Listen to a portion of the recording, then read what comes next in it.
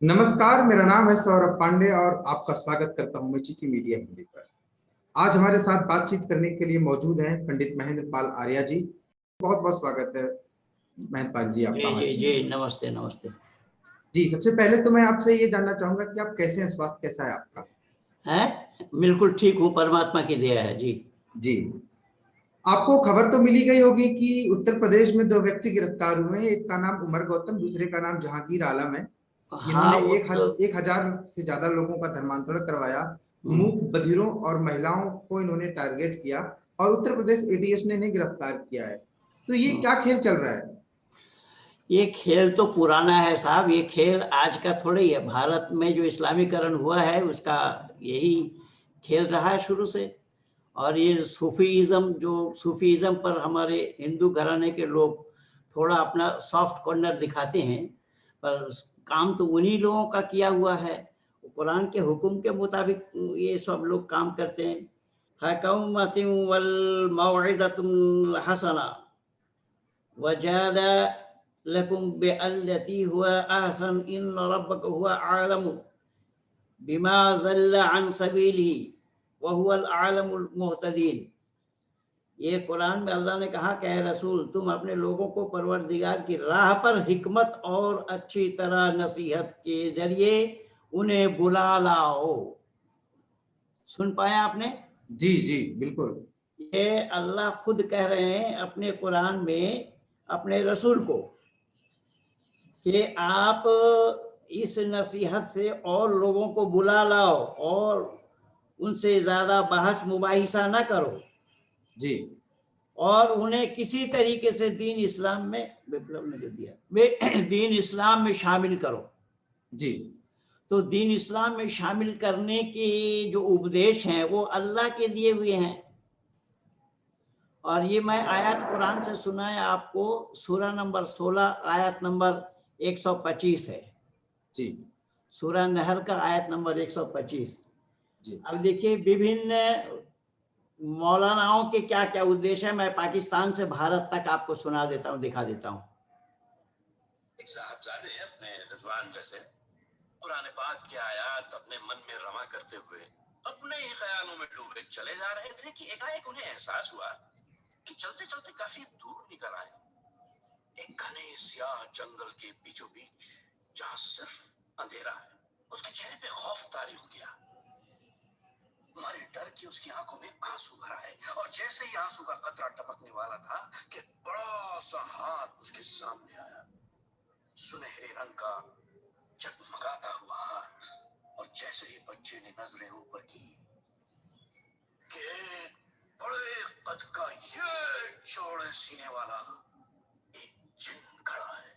अपनी लरसती हुई आवाज में उसने कहा, आइए मेरे आका, हम आपको एक ऐसे बागीचे में लिए चलते हैं जहां टॉफियों के फूल हैं, शहद की बारिश है, दूध की नदियां हैं और गुब्बारों के बादल हैं। देखिए छोटे छोटे बच्चों को क्या समझा रहे हैं। जी इन छोटे छोटे बच्चों को ये उपदेश दे रहे हैं कि जी जन्नत में जाने के लिए ये क्या क्या तरीका है और अल्लाह ने किस तरीके से ये राह खोल दिया है। अर्थात एक मुसलमान अगर एक हिंदू को मुसलमान बनाता है तो वो 7 पीढ़ी उसका जाता है जन्नत में। जी तो ऐसे काम को मुसलमान मुफ्त में क्यों छोड़ेंगे? जी ये हुक्म तो अल्लाह का है और अल्लाह ने इसी तरीके से मुसलमान को प्रेरणा दिया और मुसलमान इस काम में लगे हुए हैं। वो तो जन्नत का टिकट बना रहे हैं साहब, जी वो तो जन्नत जाने के लिए जन्नत का टिकट ले रहे हैं। जी लेकिन हमारे हिंदू घराने के लोग इसको समझने के लिए तैयार नहीं है। जी मैं आज 38 वर्षों से संपूर्ण इस्लाम को चुनौती दिया हूं और सुदर्शन न्यूज चैनल में रोजाना आ रहा है। जी 10वां दिन, आज 11वां दिन होगा। जी तो ये इस तरीके से आज तक ये जवाब नहीं दे पाए और ना जवाब देने की हिम्मत, मैं कयामत तक समय दे रखा हूँ जी कि कयामत तक समय इनके पास ये जवाब नहीं दे सकते। जी तो कहने का तात्पर्य मेरा ये है, इन पर इनको भरोसा अल्लाह पर है। और अल्लाह ने ये हुक्म दिया हुआ है कि गैर मुसलमानों को मुसलमान बनाने में जन्नत का टिकट पक्की है, जन्नत जाने के लिए, जी जहाँ पर हूर और गिल्मा ये तरह तरह की चीजें मिलेंगी। जी तो इसी लोभ और लालच के वशीभूत हो करके, ये भारत में ये नई बात नहीं है, भारत में ये काम बहुत पहले से, भारत में यानी मुगल पीरियड से ही, मुगलों ने जो भारत को दखल किया उस समय भी इसी तरीके से भारत के हिंदुओं को मुसलमान बनाया। जी और उसमें हमारे पूर्वज अगर लोहा लिया उन लोगों से तो हमारे उन गुरुओं को याद करना पड़ेगा, गुरु अर्जुन देव से लेकर के गुरु गोविंद सिंह तक। जी गुरु गोविंद सिंह के 4 बच्चे थे, 2 को कत्ल किया और 2 को जिंदा दीवार में चिनवा दिया। गुरु गोविंद सिंह ने अपने पिता को कत्ल होते हुए देखा, गुरु तेग बहादुर का, जी और गुरु तेग बहादुर का कत्ल होते हुए गुरु गोविंद सिंह ने देखा और गुरु गोविंद सिंह को भी कत्ल किया गया है। जी इसका थोड़ा सा झलक बदला लेना चाह रहे थे बंदा बैरागी, जी जो बंदा बैरागी को फिर चलने नहीं दिया, और इन गुरुओं के, हमारी माताओं ने बंदा बैरागी को रोका। जब वो नवाब वजीर खान गुरु गोविंद सिंह के 2 बेटे को दीवार में चिनवाए थे, तो बंदा बैरागी को मौका मिला और बंदा बैरागी उसी नवाब वजीर खान के बेटे को तेल जला करके, खौलता हुआ तेल में कढ़ाई में डाल दिया कि देख बेटे के मरने से क्या होता है या बेटे को मारने से क्या होता है। तो इस तरीके का हमारा इतिहास रहा है। लेकिन पंडित जी, आजकल एक नैरेटिव अलग तरीके से गढ़ा जा रहा है, जैसा आपने बताया कि ये क्रूरता का जो आपने इतिहास बताया, आजकल हमारे जो सिख समुदाय के भाई बहन हैं उनको ये बताया जाता है कि मुस्लिम सिख एकता की बातें, पाठ पढ़ाया जा रहा है और उनको अपने ही सनातन धर्मियों के प्रति, अपने ही देश के प्रति कुछ लोग भड़काने की कोशिश कर रहे हैं। तो इस बारे में आप क्या कहेंगे? बिल्कुल, इस बारे में ये कहूंगा कि उनको अपने गुरुओं की जीवनी पढ़ना चाहिए। मैं सरदार में से नहीं हूं, ना मैं पंजाबी हूं, मैं मूल रूप से बंगाली हूं, लेकिन उन गुरुओं के जीवनी को पढ़ने के बाद ही मुझे पता चला है कि हमारे दिल्ली का जो शीशगंज गुरुद्वारा है, वो शीश कटाने के बाद ही उस जगह का नाम शीशगंज पड़ा, जी जहां पर वो गुरुद्वारा स्थापित है। भाई सतीदास, मोतीदास, इन सबको आरी से चिरवाया गया, आरी से। वो बहुत हृदय विदारक घटना है साहब। जब इन हमारे गुरुओं के इतिहास को जब हम पढ़ते हैं तो आंख में आप आंसू रोक नहीं पाएंगे, मैं भी नहीं रोक पाया था जी। लेकिन पंजाबी लोग या सरदार लोग जो आज ये बेतुकी बातें कर रहे हैं, ये अपने गुरुओं की जीवनी को इन्होंने पढ़ करके नहीं देखा। और उस मुगल काल में जितना जो कुछ भी अत्याचार हुआ, उन सब अत्याचार को झेला हमारे गुरुओं ने, पंजाब प्रांत ने। ये पंजाब प्रांत की ही मेहरबानी है जो आज हिंदू बचा हुआ है भारत में, वरना हिंदुओं को भी मोमबत्ती जलाकर ढूंढना पड़ता जो स्थिति थी। और यह मुसलमान बनाने का काम इनका ये आज का नहीं है, ये तो बेचारे इक्का दुक्का किया है, 1000 कोई बड़ी बात नहीं है। हाँ, वहां तो लाखों की तादाद में। लेकिन आपको ये पता होना चाहिए पंडित जी कि ये काम उनको घर वापस लाने, यानी उन्हें हमें पुनः अपने घर में वापस लाने का काम अगर किसी ने किया तो राजा राम मोहन राय ने किया, सर यदुनाथ सरकार ने किया, और वो एक सन्यासी और हुए हैं बंगाल के ही, जी, चैतन्य महाप्रभु। हाँ, चैतन्य महाप्रभु ने किया है। उसके बाद ऋषि दयानंद का नंबर आया और ऋषि दयानंद ने काम जोड़ा। स्वामी श्रद्धानंद जी ने इसको शुद्धि आंदोलन नाम दिया जी। और जो शुद्धि आंदोलन का विरोध मोहनदास करमचंद गांधी ने किया और बहुतों ने किया, मैं किन का नाम बताऊं जी। उसी शुद्धि आंदोलन के कार्य को इतना जोर पकड़ा कि भारत से लेकर के पाकिस्तान तक फैल गया। उसमें बहुत से लोग, लाखों की लाखों तादाद में इन स्वामी श्रद्धानंद जी ने घर वापसी का काम किया है। जी। आज तो विडंबना है, उन दिनों में हिंदू विरोध करते थे जब स्वामी श्रद्धानंद जी ने इस काम को जोड़ा। आज तो हिंदू भी इस काम को करने लगे हैं। खैर, तो सुबह का भूला हुआ शाम वापस आ जाए तो उनको भूला हुआ नहीं कहा जाएगा। वो इस काम में हिस्सा ले रहे हैं। तो हमारे जो लोग हैं, हमारे लोग बड़े उदासीन हैं और ये सब लोभ और लालच दे करके करते हैं। इनका नेट जुड़ा हुआ है ऊंची ऊंची जगह से, और वो सब दूरदर्शन में दिखाया जा रहा है, बताया जा रहा है आहिस्ता आहिस्ता। ये तो आज 3-4 दिन हुआ है, जामिया मिल्लिया के पास से पकड़ा गया था उन लोगों को। तो ये इनका नेटवर्क बहुत बड़ा है और इस तरीके से फंडिंग इनको मिलता है, होता है, फंडिंग करते हैं, जिसके मातहत, जिसके बलबूते पे ये लोग काम कर रहे हैं। और भोली भाली हिंदू, गरीब हिंदू जनता को ये लोग मुसलमान बनाते हैं। ईसाई मिशनरी का भी काम यही है, ईसाई मिशनरी का भी यही चल रही है। तो आज एक पकड़ा गया मुसलमान, तो इसलिए आज इस्लाम की चर्चा हो रही है। लेकिन ईसाइयों का संपूर्ण भारत भर में यत्र तत्र काम हो रहा है। मैंने 36 या 37 पादरियों को मैंने वैदिक धर्म में वापस लाया, दीक्षा दिया है जी। और उसमें मेरा बहुत बड़ा योगदान है। छत्तीसगढ़ में, उड़ीसा में और मध्य प्रदेश में बहुत से पादरियों को मैं वापस लाया। बहुत से पादरियों से मेरा डिबेट हुआ। इस्लाम जगत से भी 16 डिबेट हो चुका है अब तक मेरा। जी। डॉक्टर जाकिर नाइक को भारत, हमारे सुदर्शन न्यूज चैनल के माध्यम से ही वो कार्यक्रम चला, जाकिर नाइक का पर्दाफाश, उसमें मुख्य रूप से मेरा ही प्रोग्राम था। जी। तो ये सारा काम जो हुआ है हम कर रहे हैं, और इसका विरोध तो हमारा मुसलमान क्या करेगा, हिंदू ही विरोधी है इसका। जी। और ये हिंदू इतने बड़े नादान हैं, ये इतने अनभिज्ञ हैं कि इनको सही और गलत का पता आज तक नहीं लग पाया। और रघुपति राघव राजा राम, पतित पावन सीताराम, ईश्वर अल्लाह तेरो नाम, ये गा करके ईश्वर और अल्लाह दोनों को एक मानने लगे हैं।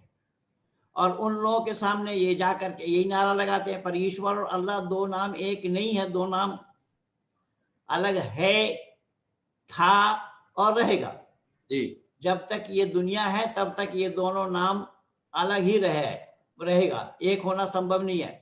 जी। क्योंकि इसकी मूल मोटी मोटी 2-4 बातों को मैं आपके सामने रख रहा हूं। जी। ईश्वर अल्लाह दो नाम एक नहीं था, ना है और ना होना संभव है। लेकिन बहुत बड़े बड़े हिंदुओं को, जब मोहनदास करमचंद गांधी ने बोला तो और कौन हिंदू बचा रह गया। अगर ईश्वर और अल्लाह दो नाम एक हो गया होता तो फिर पाकिस्तान बनने की नौबत क्यों आती। जी। ये तो मुसलमानों के नाम से ही पाकिस्तान बनाया गया ना। जी बिल्कुल। अच्छा, अब इसका सिद्धांतिक मतभेद कहाँ है वो मैं आपको 1-2 बता रहा हूं।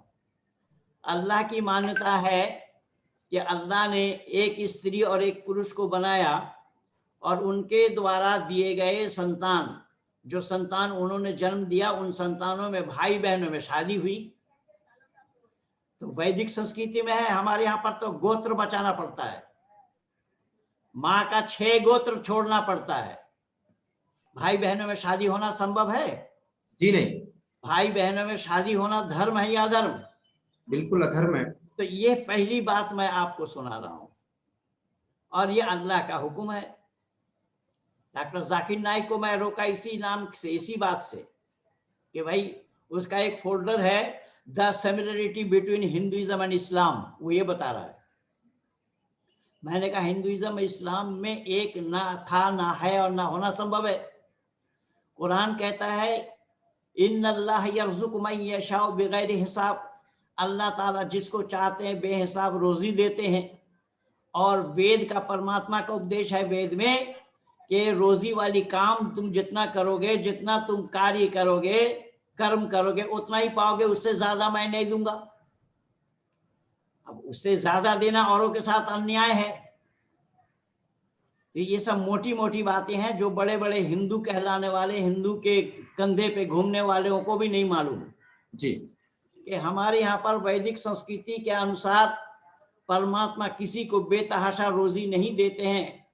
इसलिए बाबा तुलसी को भी कहना पड़ा कर्म प्रधान विश्व रचि रखा।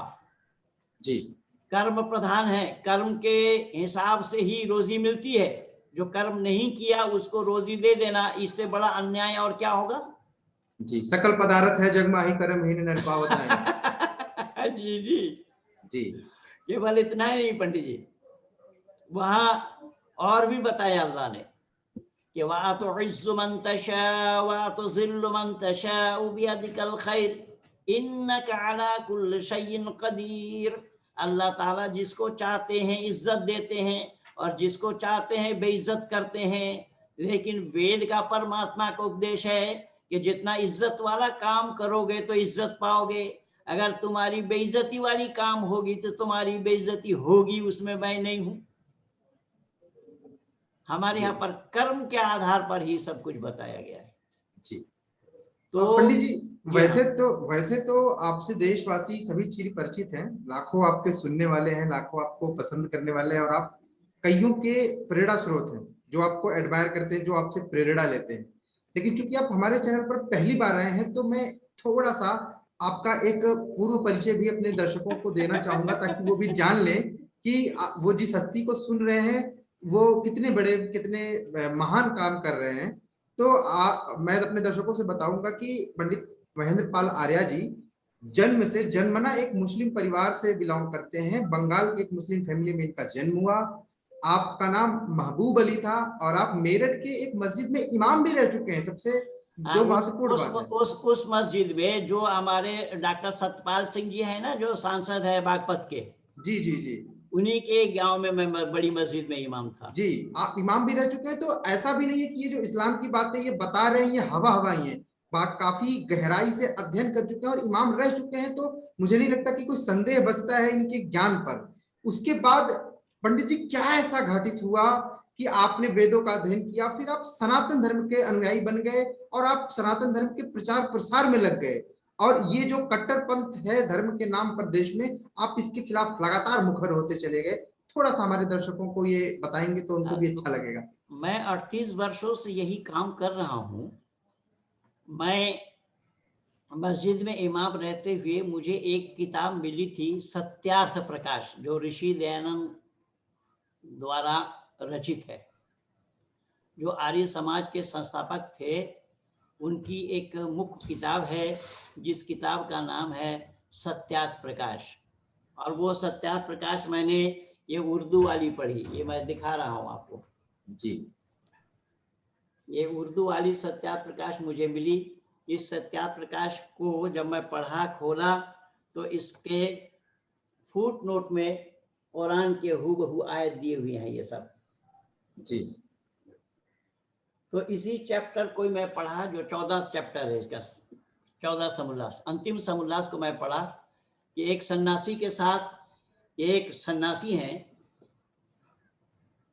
एक स्वामी हैं, जी। इनके साथ कुरान का क्या वास्ता पड़ा। तो उसी चैप्टर को मैं पहले पढ़ने लगा। तो उसी चैप्टर में इसी प्रकार का उन्होंने सवाल उठाए हैं और सवाल उन्होंने ऐसा माकूल उठाया है कि जवाब देना भी भारी पड़ गया है इन लोगों का। और मैं 25 जगह मुस्लिम इंस्टीट्यूट में सवाल लिख लिख करके भेजा, लेकिन जवाब सवालों का नहीं आया। मुझे टरकाया गया, मौलाना आप इस काबिल नहीं कि सवाल का जवाब दिया जाए।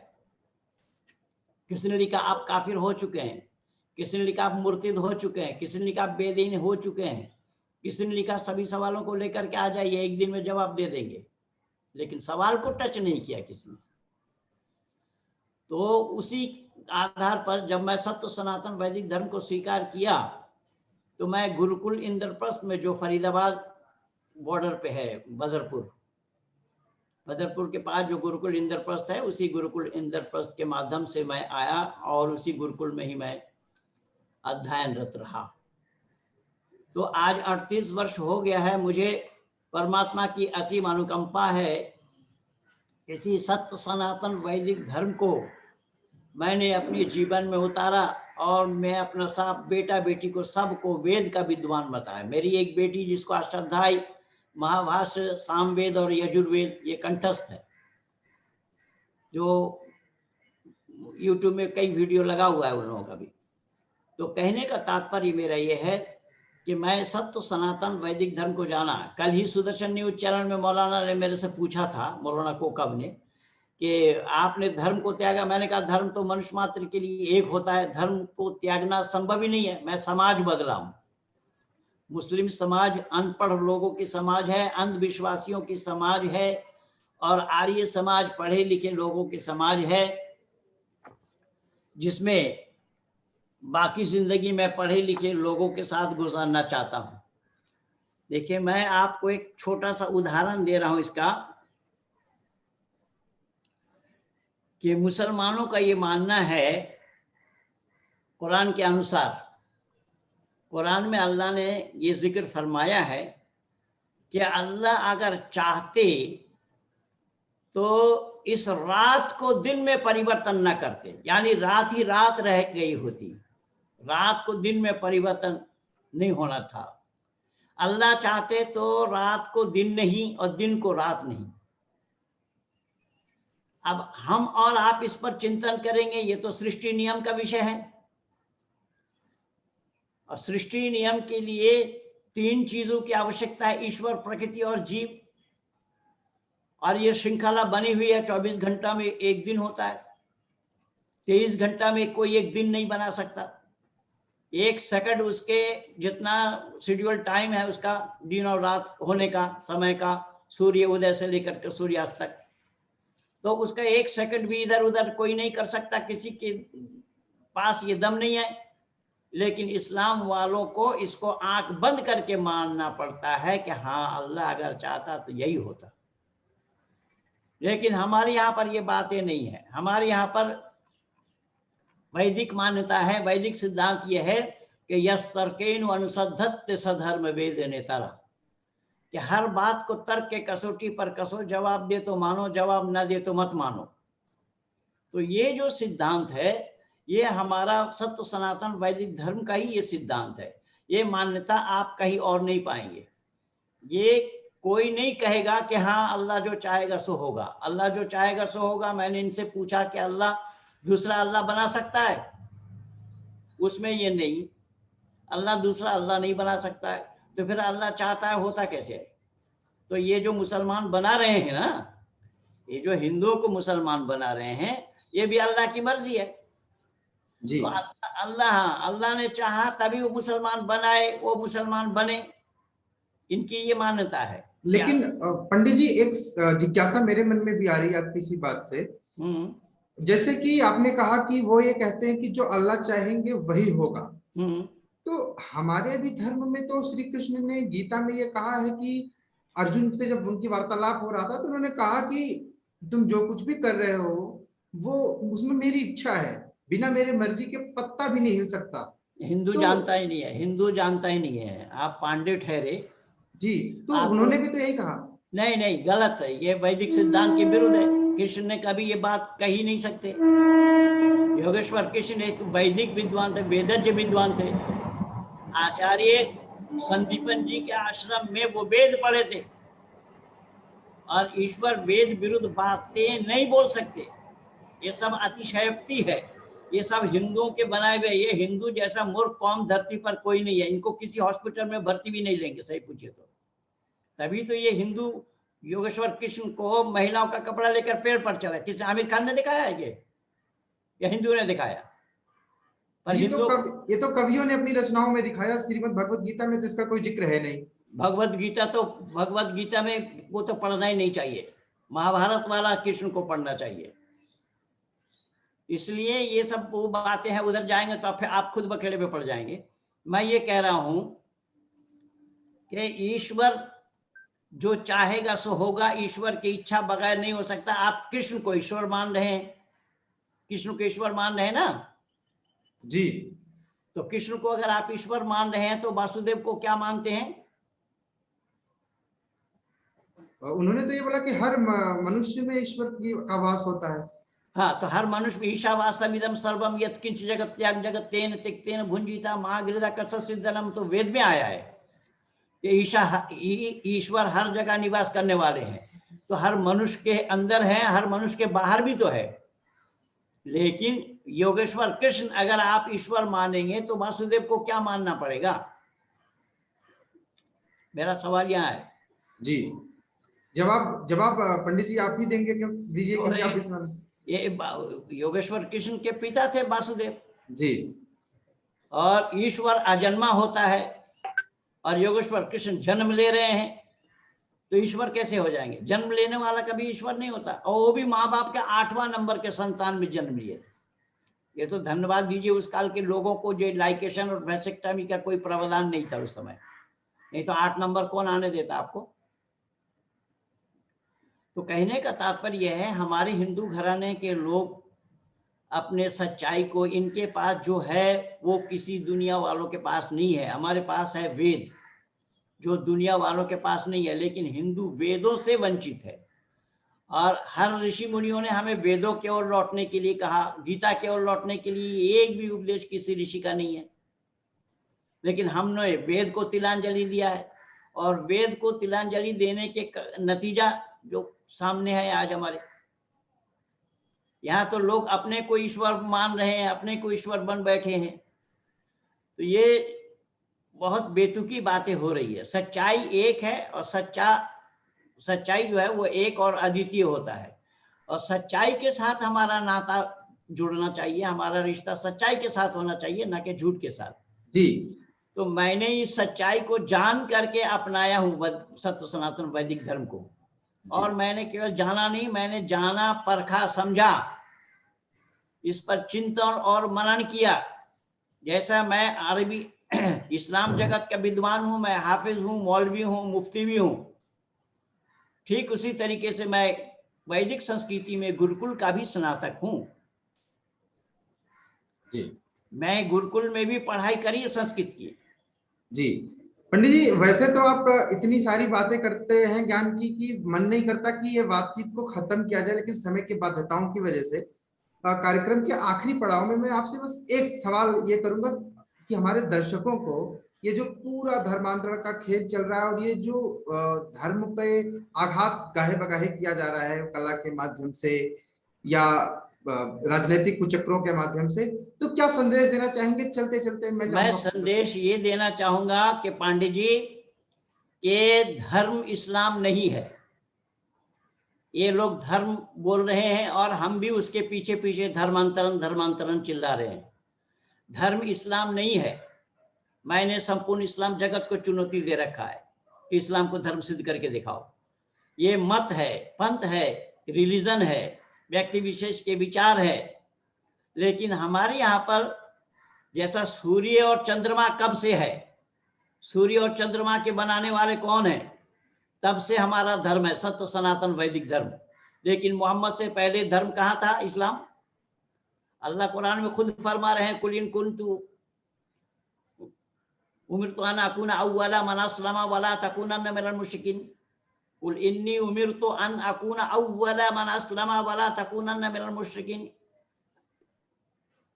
ये अल्लाह ने जिक्र फरमाया है तो सूरह अनाम आयत नंबर 14 में, क्या मोहम्मद तुम कह दो सबसे पहला मैं मुसलमान हूं, मैं मुशरिकों में से नहीं हूं।